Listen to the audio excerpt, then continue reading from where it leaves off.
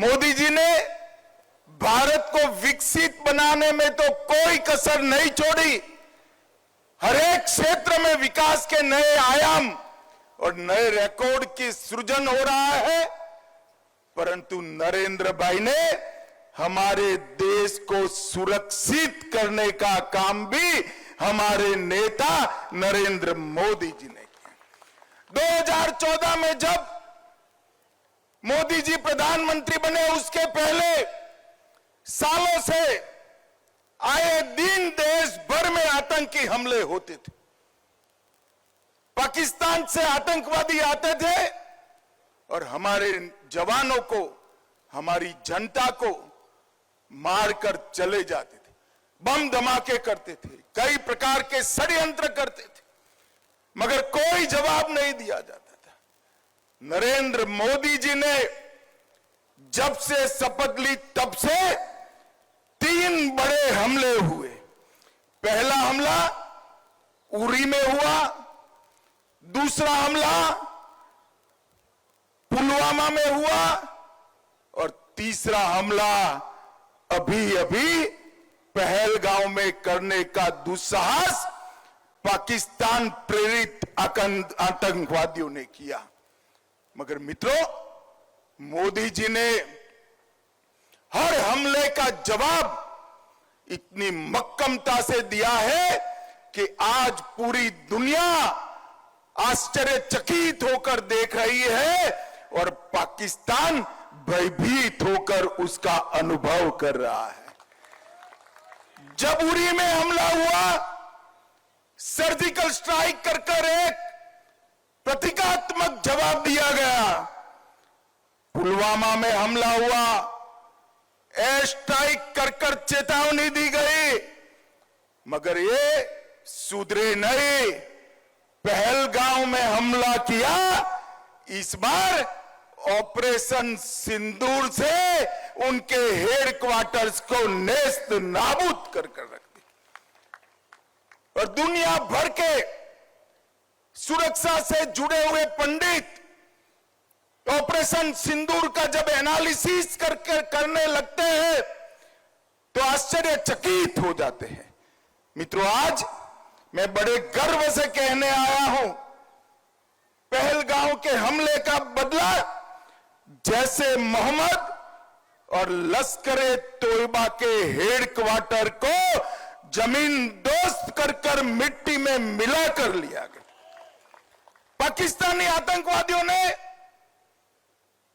हमारे नागरिकों पर, हमारे यात्रियों पर, निहत्थे लोगों का धर्म पूछकर, परिवारों के सामने, बच्चों के सामने कायराना हत्या की, नृशंस हत्या की और भारत ने जवाब तो जरूर दिया, मगर जवाब भी भारत के संस्कार के हिसाब से दिया। हमने जैसे मोहम्मद और लश्कर-ए तोयबा के हेडक्वार्टर उड़ा दिए और 9 ऐसे ठिकाने जहां आतंकवादी तैयार किए जाते थे, ट्रेन किए जाते थे, हथियार छिपाए जाते थे, भारत में घुसाने का कैंप बना था, उसको ध्वस्त करने का काम भारत की वीर सेना ने किया। और पीओके में मुजफ्फराबाद, कोटली, भावलपुर, मुरीद के पाकिस्तान की सीमा में 100 किलोमीटर अंदर जाकर हमारी सेना ने आतंकवादियों को जवाब देने का काम किया है। 100 किलोमीटर अंदर कई सारे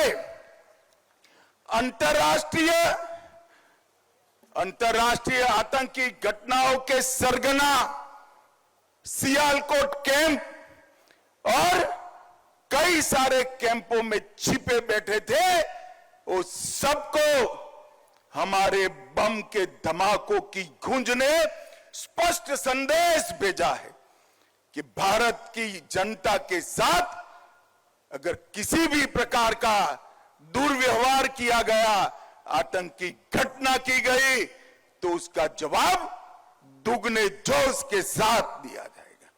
और मित्रों, जब हमने सिर्फ आतंकी हमलों पर ही आतंकी अड्डों पर ही हमला किया था। फिर भी 8 तारीख को पाकिस्तान की सेना ने हमारी निर्दोष जनता पर कच्छ से लेकर कश्मीर तक पूरी पश्चिमी सीमा पर हमला करने का दुस्साहस किया। मगर मोदी जी के समय में हमारी एयर डिफेंस सिस्टम इतनी परफेक्ट बन चुकी थी कि एक भी मिसाइल्स भारत की भूमि पर नहीं गिर पाया, एक भी ड्रोन उनका भारत की भूमि पर नहीं गिर पाया। 100 से ज्यादा दुर्दांत आतंकवादियों को समाप्त करने के बाद जब एक भी हमला भारत को नुकसान पहुंचाने के में सफल नहीं हुआ, पाकिस्तान की सेना अभी सोचती ही थी। और 9 तारीख को हमने 15 जगह पर, ये भी उनके एयरबेस पर, उनकी जनता को कोई नुकसान नहीं किया। एयरबेस पर नूर खान एयरबेस, सरगोदा का स्थान, सुकुर एयरबेस, कराची में मलिर कैंट, कई जगहों पर 15 स्थानों पर उनकी क्षमता को, वायु हमला करने की क्षमता को तहस नहस करने का काम भारत की सेना के वीर जवानों ने किया। और उसने बता दिया कि आप हमारी मिसाइल्सों को नहीं रोक सकते हो।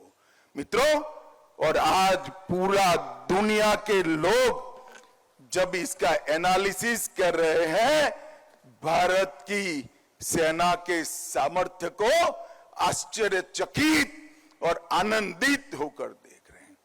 और पहली बार आजादी के बाद भारत की सेना ने 100 किलोमीटर अंदर जाकर पाकिस्तानी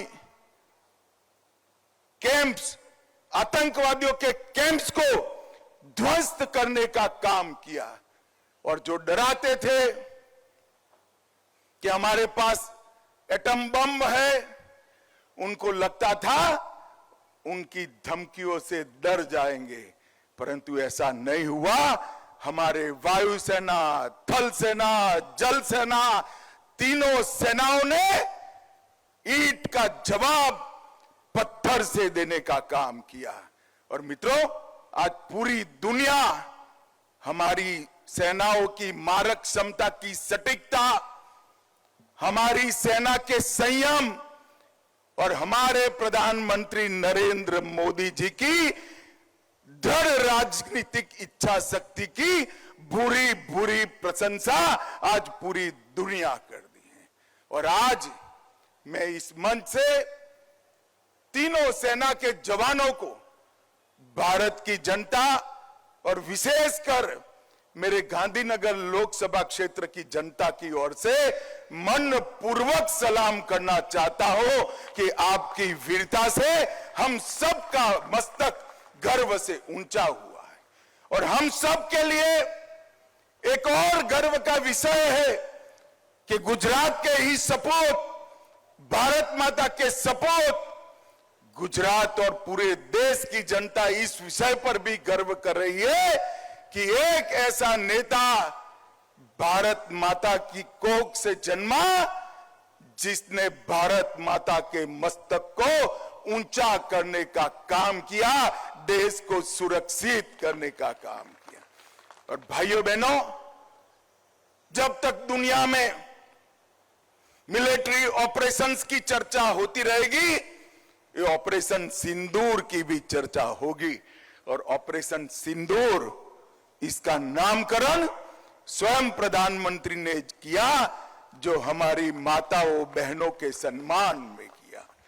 सिंदूर का सम्मान ये भारत का संस्कार है।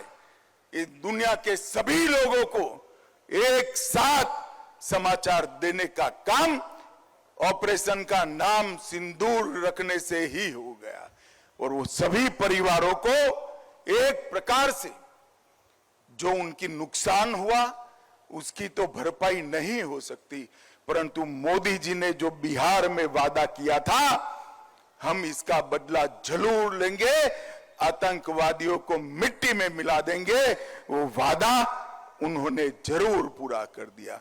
मित्रों, फिर से एक बार मैं तीनों सेनाओं के जवान, इनके मुखिया और प्रधानमंत्री नरेंद्र मोदी जी को, पूरे गांधीनगर क्षेत्र की लोग जनता की ओर से ढेर ढेर सारी बधाई देना चाहता हूं कि आपके इस कदम से पूरा देश गर्वान्वित हुआ है।